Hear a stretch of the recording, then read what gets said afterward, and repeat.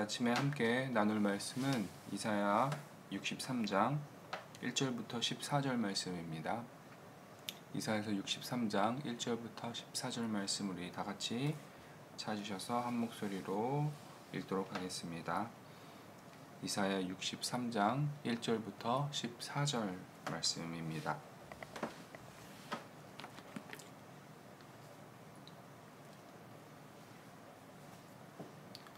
우리 같이 읽도록 하겠습니다.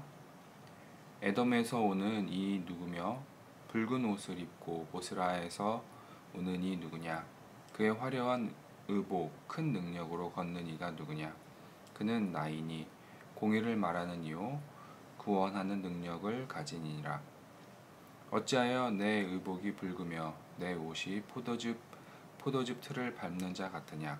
만민 가운데 나와 함께한 자가 없이 내가 홀로 포도즙 틀을 밟았는데 내가 노함으로 말미암아 무리를 밟았고 분함으로 말미암아 짓밟았으므로 그들의 선혈이 내 옷에 튀어 내 의복이 다 더럽혔음이니 이는 내 원수 갚는 날이 내 마음에 있고 내가 구속할 해가 왔으나 내가 본즉 도와주는 자도 없고 붙들어주는 자도 없으므로 이상히 여겨 내 팔이 나를 구원하며 내 분이 나를 붙들었음이라.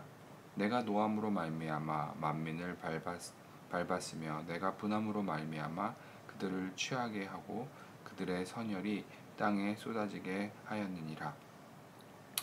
내가 여호와께서 우리에게 베푸신 모든 자비와 그의 찬송을 말하며 그의 사랑을 따라 그의 많은 자비를 따라 이스라엘 집에 베푸신 큰 은총을 말하리라. 그가 말씀하시되 그들은 실로 나의 백성이요 거짓을 행하지 아니하는 자녀라 하시고 그들의 구원자가 되사 그들의 모든 환난에 동참하사 자기 앞에 사자로 하여금 그들을 구원하시며 그의 사랑과 그의 자비로 그들을 구원하시고 옛적 모든 날에 그들을 드시며 안으셨으나 그들이 반역하여 주의 성령을 근심하게 하였으므로 그가 돌이켜 그들의 대적이 되사 친히 그들을 치셨으니 백성이 옛적 모세의 때를 기억하여 이르되 백성과 양떼 목자를 바다에서 올라오게 하신 이가 이제 어디 계시냐? 그들 가운데 성령을 두신 이가 이제 어디 계시냐? 그의 영광의 팔이 모세의 오른손을 이끄시며 그의 이름을 영원하게 하려 하사 그들 앞에서 물을 갈라지게 하시고 그들을 기쁨으로 인도하시되 광야에 있는 말같이 넘어지지 않게 하시니가 이제 어디 계시냐? 여호와의 영이 그들을 골짜기로 내려가는 가축같이 편히 쉬게 하셨도다. 주께서 이와 같이 주의 백성을 인도하사 이름을 영화롭게 하셨나이다 하였느니라. 아멘.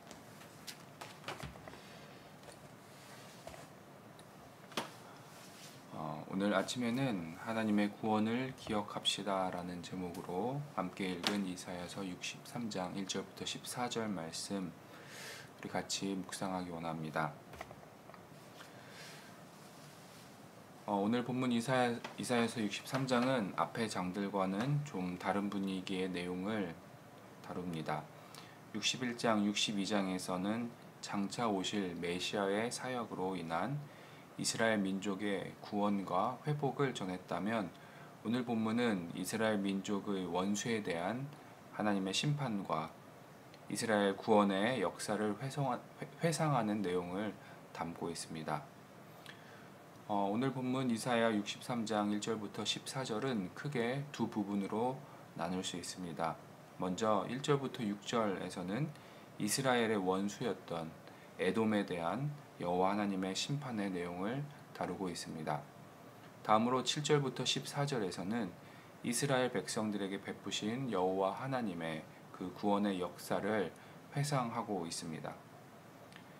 본문의 내용을 좀 더 살펴보면 에돔에 대한 심판을 전하는 1절부터 6절은 예언자의 질문과 그에 대한 하나님의 답변으로 구성되어 있습니다.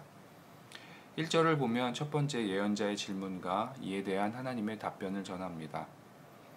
예언자는 에돔의 수도 보스라에서 피로 물든 옷을 입고 오는 용사가 누구인지 묻자 그 용사는 그는 나이니라고 답합니다. 이것은 스스로 계신 하나님의 존재를 밝히는 것입니다. 또한 하나님은 이방의 우상들과는 달리 공의를 베푸시고 구원의 능력을 가진 분으로 자신을 밝히십니다. 2절에서 예언자는 두 번째 질문을 하는데 입은 옷이 왜 포도주 틀을 밟은 자같이 붉게 물들었는지 묻습니다. 이에 대해 3절에서 하나님은 예언자가 사용했던 비유를 동일하게 사용하시며 답하십니다. 포도즙 틀에 담긴 포도는 에돔 민족을, 포도즙은 그들의 피를 의미합니다. 여호와 하나님은 누구의 도움 없이 스스로 에돔을 심판하셨습니다. 공의의 하나님의 심판은 그들을 짓밟으셨고 그로 인해 그의 옷이 붉게 물들었다고 말씀하십니다.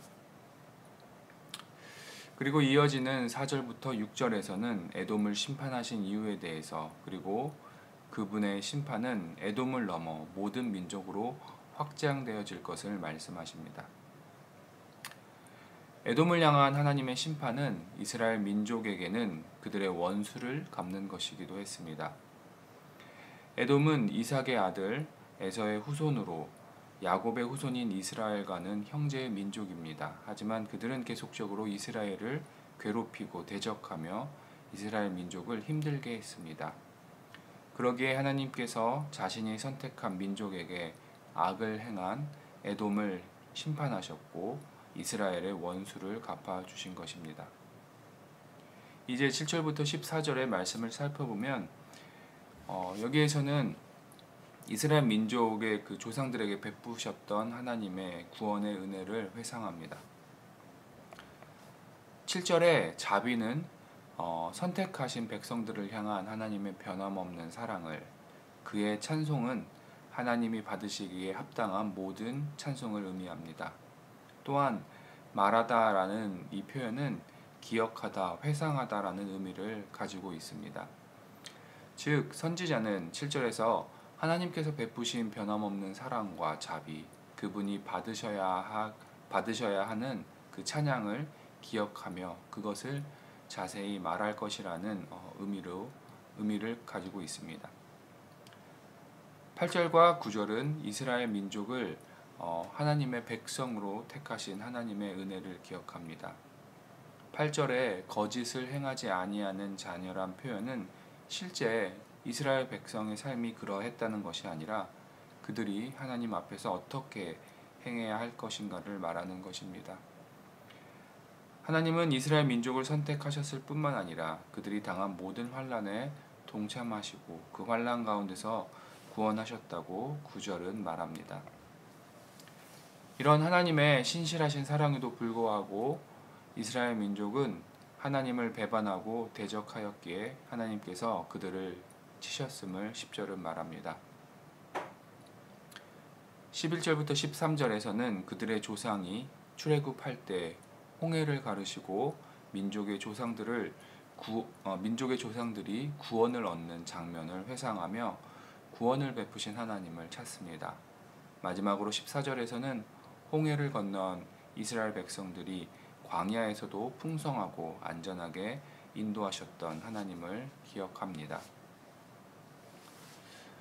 성도 여러분, 오늘 아침에는 살펴본 본문의 말씀 가운데 7절 말씀을 중심으로 오늘 본문을 묵상하며 말씀이 주는 교훈과 도전을 함께 나누기 원합니다. 성도 여러분, 여러분 삶 속에서 가장 최근에 하나님이 나에게 베푸신 구원의 은혜를 감격하며 감사하며 하나님께 영광 돌리며 찬양한 때가 언제이신가요? 오늘 본문 7절 말씀에 선지자는 내가 여호와께서 우리에게 베푸신 모든 자비와 그의 찬송을 말하며 그의 사랑을 따라 그의 많은 자비를 따라 이스라엘 집에 베푸신 큰 은총을 말하리라 라고 말합니다. 앞에서 살펴보았듯이 여기서 말하다 라는 표현은 기억하다, 회상하다 라는 의미를 가지고 있습니다. 선지자는 이스라엘 민족을 향해 그들의 조상 때부터 베푸신 하나님의 자비하심과 은총을 하나님께서 어떻게 그들의 민족을 구원으로 인도하셨는가를 기억하며 말할 것이라고 다짐합니다. 이스라엘 민족은 처음부터 하나님의 구원을 받을 만한 어떠한 자격도 그들에게 없었습니다. 그들이 받은 하나님의 자비와 사랑, 구원은 그들의 어떠함에 따라 얻은 것이 아니라 하나님의 주권적 사랑으로 얻은 것임을 우리는 기억합니다.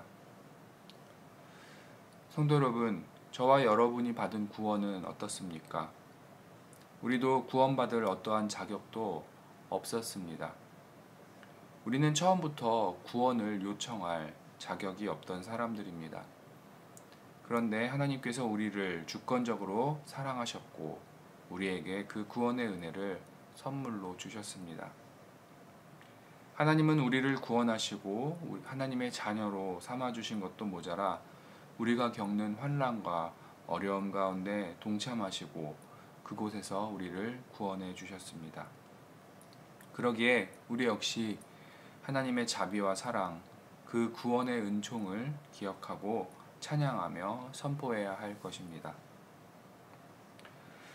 성도 여러분, 하나님께서 나의 삶 속에 베풀어 주셨던 그 은혜를 기억할 때 어떤 마음이 드십니까?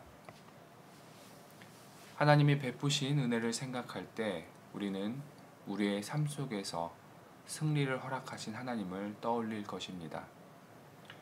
역사와 동떨어져 계신 분이 아니라 나의 삶 깊은 곳에서 나와 함께 하시며 나를 인도하시는 하나님을 만나게 될 것입니다. 오늘도 나의 인생 가운데 베푸셨던 하나님의 은혜와 구원, 그 사랑을 기억하며 하나님을 찬양하는 하루가 되기를 주의 이름으로 도전합니다.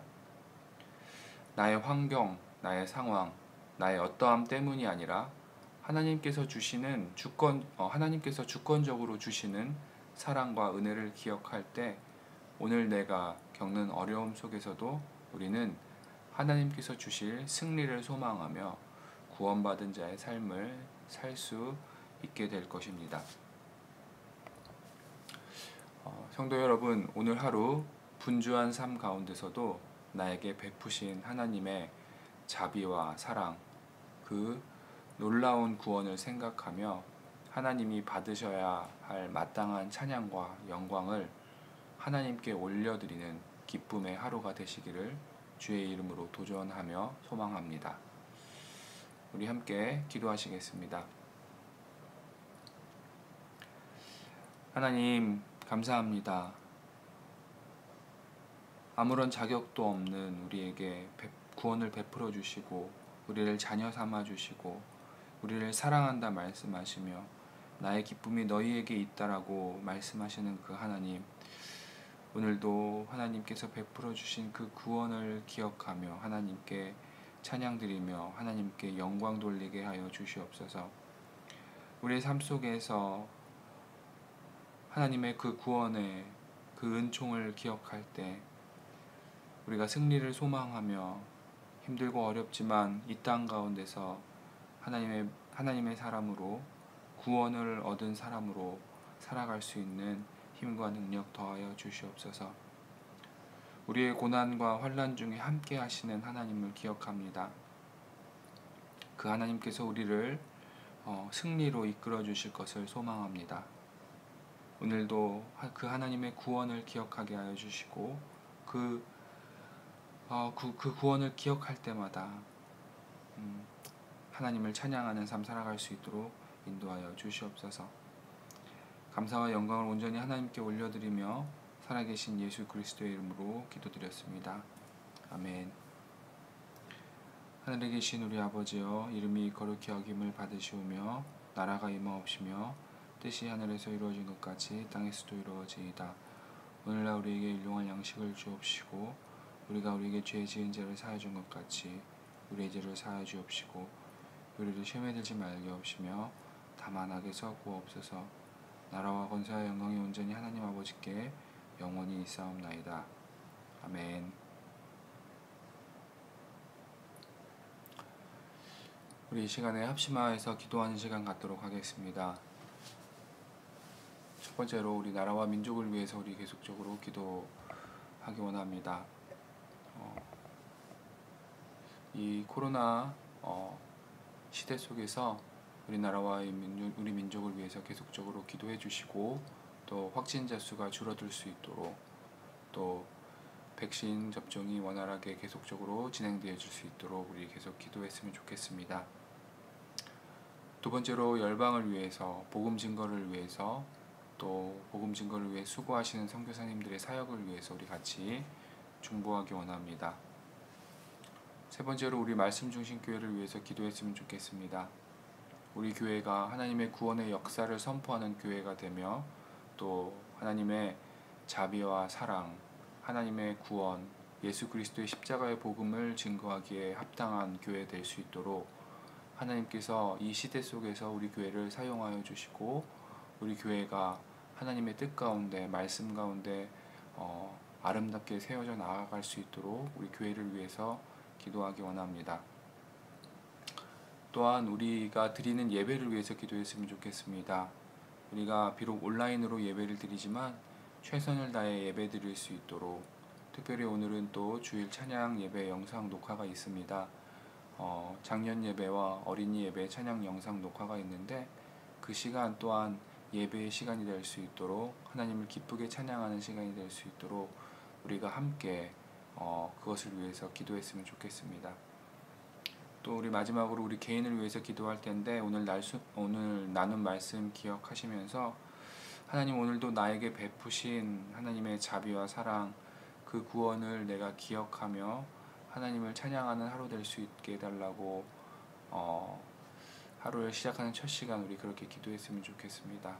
또 우리가 가진 개인의 기도 제목들과 우리 교회 공동체의 기도 제목들을 놓고 우리 이 시간에 함께 합심하여서 기도하는 시간 갖도록 하겠습니다. 기도하시겠습니다.